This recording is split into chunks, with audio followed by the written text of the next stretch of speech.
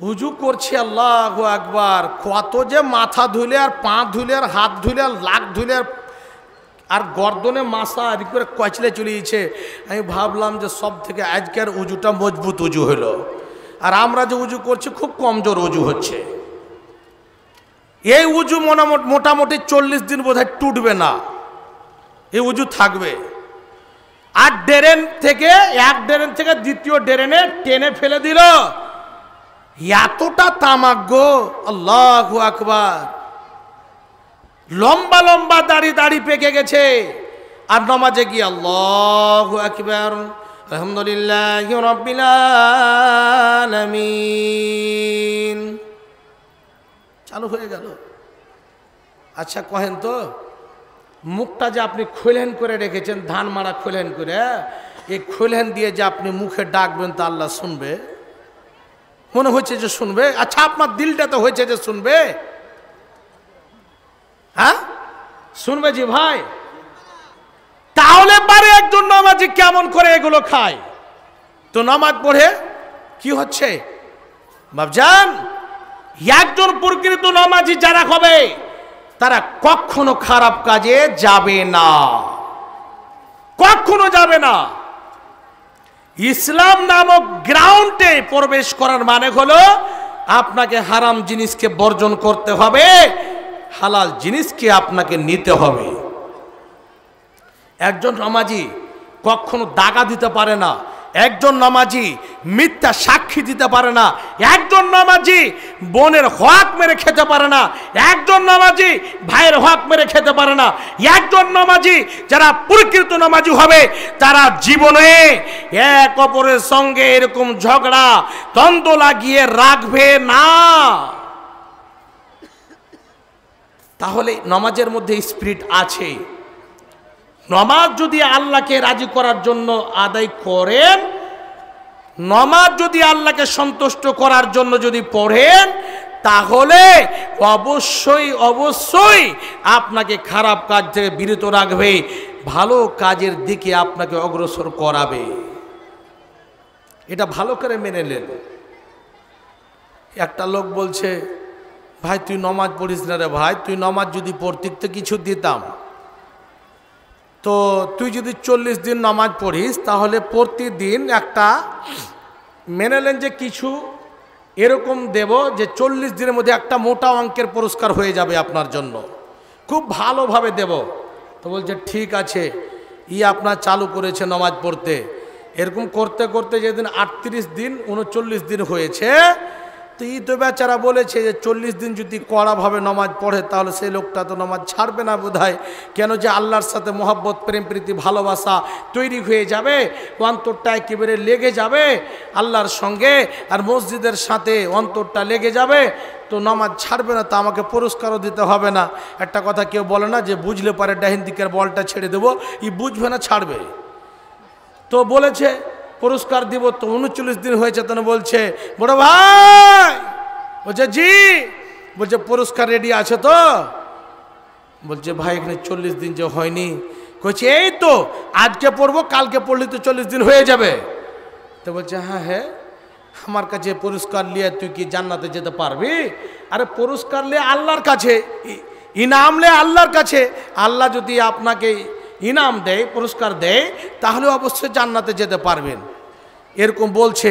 তো বলছে তুই তাহলে দিবি না আমাকে, ইনাম দিবি না? বলছে ইনাম আমি দিব না। বলছে ওই জন্য সালা উজু যখন করছিলাম তো দুটো পার একটা হাত ছেড়ে দিয়েছিলাম, ভালো করে উজু করিনি, ভালো করে নামাজও পড়িনি। জি এখনও আছে উজু করার, দেখবেন তো মাথা খারাপ হয়ে গেল। 50 বছর থেকে নামাজ পড়ে আসছে, জীবনে একটা আলেমকে জিজ্ঞাসা করলো না যে কেমন করে মৌলানা সাহেব উজু করতে হবে, নামাজ কেমন করে পড়তে হবে, 100 কুইন্টাল ধান হলে তো ওসুর কেমন করে বের করতে হবে, এগুলো জিজ্ঞেস করবে না। পেয়াটা 17 বছরের হয়ে গেছে, ওর আকিকা হবে কিনা জিজ্ঞেস করবে, ফের বেড়া ফুটানি করে বলবে যে গরুতে কুরবানি না, আকিকা হবে কি হবে না। মানে মৌলভী সাহেবকে দেখেছে যে এখন এড়া পয়সা বলা হয়েছে, গরুতে আকিকা হবে। মৌলভী সাহেব ফতোয়া যদি না দিতে পারে, এই মৌলভী সাহেব কি খেয়েছে, কি খেয়ে পড়েছে, হ্যাঁ কোহে দিয়ে হাঁটলো আর একটা মৌলভী সাহেবের কাছে। জি আপনি যেই জায়গাটা লাগবে পকেট থেকে লাগবে সেই জায়গাতে জিজ্ঞাসা করবে না, যে জায়গাতে নিজে পরিশ্রম করতে হবে বলবে না, যে জায়গাতে খেতে পাবে সেই জায়গাটাকে নিয়ে প্রশ্ন করবে। 5 ওয়াক্ত নামাজ জীবনে পড়ে না, রোজাও করে না, জুমাও পড়ে না, ঈদে কোন দিন যায় তো যায়, না গেলে না যায়। দেখবেন যে তার আগে মোটামুটি করে 7,500 করে কুরবানি দেওয়ার লেগে, ভাগা দেওয়ার লেগে টাকা রেডি রেখেছে। কইছে কুরবানি কখন কিনতে যাবে সর্দারজি সাহেব? একদম গলা খাকর দিয়ে কুরবানি কিনেন না, এটা কুরবানি কিনেন, অতে আমি থাকবো। দেখেলেন, মানে 20 দিন জুত করে যে খাইবে ও তার ব্যবস্থাও করছে। ভাবছেন দুনিয়ার মধ্যে নামাজ এমন একটি ইবাদত, যত দান পুণ্য কুরবানি যত যা কিছু আছে, এই যে নামাজ 5 ওয়াক্তের সালাত আল্লাহ দিয়েছেন, এই নামাজ হচ্ছে সমস্ত ইবাদতের একেবারে মাগ। নামাজ যার মধ্যে নাই কিচ্ছু নাই, নামাজ আছে সব আছে। বাপজান আমার, আল্লাহ রাব্বুল আলামিন 5 ওয়াক্তের সালাত আমাদেরকে দিয়েছেন। কিসের জন্য দিয়েছেন? এই জায়গাতে আমাদের চাওয়া পাওয়া অনেক কিছু জিনিস আছে। আল্লাহ রাব্বুল আলামিন কোরআনের মধ্যে আমাদের শিক্ষা দিয়েছেন, ওরে আমার বান্দা বান্দিরা, তোমরা শুনে নাও, ওয়াস্তাইনু বিস-সাবরি ওয়াস-সালাত, তোমরা নামাজ এবং ধৈর্যের মাধ্যম দিয়ে আমার কাছে সাহায্য চাও। নামাজ এবং ধৈর্যের মাধ্যম দিয়ে আমার কাছে এসো। নামাজ হচ্ছে এমন একটি ইবাদত, এই নামাজে যখন আমরা দাঁড় হয়ে যাই, এই নামাজে আল্লাহকে বলি, আল্লাহ সমস্ত প্রশংসা তোমার, সমস্ত তারিফ তোমার। এইরকম করে বলতে বলতে বলতে বলতে আমরা আল্লাহকে বলি, ইয়াকা না'বুদু ওয়া ইয়াকা নাস্তাইন, আল্লাহ গো তোমার ইবাদত বান্দেগি করি এবং তোমার কাছে সাহায্য চাই। এই জায়গাতে আপনি সুন্দরভাবে 2 রাকাত নামাজ পড়ে হাত দুটো উঠাবেন, হাত দুটো উঠিয়ে আল্লাহকে বলবেন, আল্লাহ আমাকে জিনিসের প্রয়োজন, আল্লাহ তুমি আমাকে দাও। এই নামাজের মাধ্যম দিয়ে যা কিছু চাইবেন আল্লাহ রাব্বুল আলামিন আমাদেরকে দেবেন। রাত্রে 12টার সময়, রাত্রে 12টার পরে, রাত্রে 1টা 2টার সময় এইরকম ভাবে আকাশ নিচু আকাশে আল্লাহ রাব্বুল আলামিন চলে আসেন। আসার পরে ডাক দেন, ওরে আমার বান্দা কে আছো রে?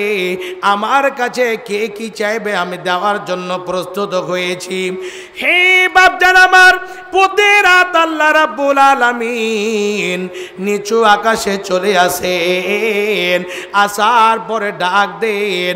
সে সময় আমরা যদি উঠে 2 রাকাত নামাজ আদায় করে আল্লাহর কাছে হাত উঠিয়ে প্রার্থনা করতে পারি এবং যা গুনাহ আমরা করেছি আল্লাহকে বলবো, আল্লাহ আমার গ্রামের সমস্ত মানুষ ঘুমন্ত অবস্থায় রয়েছে, বিছানায় ঘুমিয়ে আছে, আল্লাহ তোমার কাছে এসেছি, আমার দ্বারা এত বড় বিরাট ভুল হয়েছে, আমি এত বড় গুনাহ করেছি, আল্লাহ গো তুমি আমাকে ক্ষমা করে দাও, আমার বাড়িতে রুজি রুটিতে বরকত দাও, আল্লাহ তুমি আমাকে ভালো রাখো, সুখে রাখো।